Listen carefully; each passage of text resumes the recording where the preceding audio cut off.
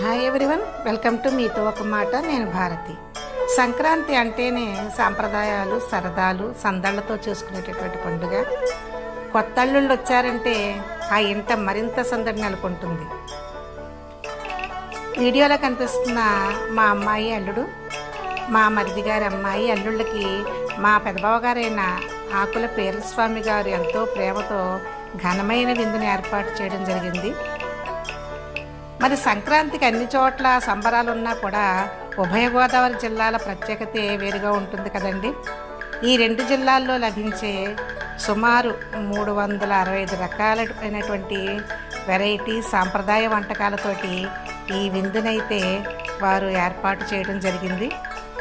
మరి ఈ రెండు జిల్లాల్లో దొరికేటటువంటి అన్ని రకాల వంటకాలు కూడా వారికి రుచి చూపించాలని ఆశయంతో ఈ విధంగా ఏర్పాటు చేయడం జరిగింది. మరి బావమరుదులు, అక్కలు వాళ్ళకి కొసరి వడ్డించి తమ ప్రేమనైతే చాటుకున్నారు.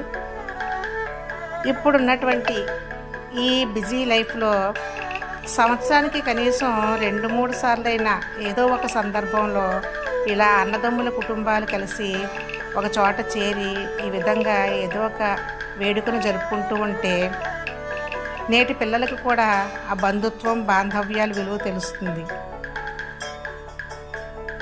మరి ఈ కొత్త జంటలు కూడా తమకి ఎంతో ప్రేమగా విందు ఏర్పాటు చేసినటువంటి తమ పెదనాన్న, పెద్దమ్మలకి ఒక చిన్న చిరు సత్కారాన్ని అయితే చేసి తమ అభిమానాన్ని, ప్రేమని అయితే చాటుకున్నారు.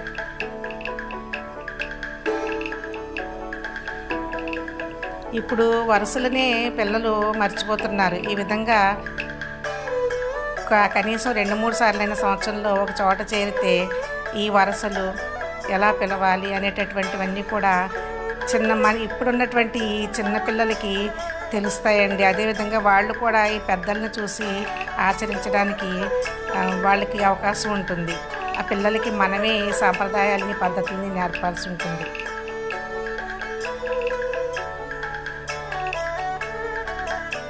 వీళ్ళంతా మా ఇంటి మహాలక్ష్ములండి. మరి అందరం వేర్వేరు కుటుంబాలైనప్పటికీ కూడా ఒకే కుటుంబంగా ఉన్నట్టుంటాము. Thank you for watching.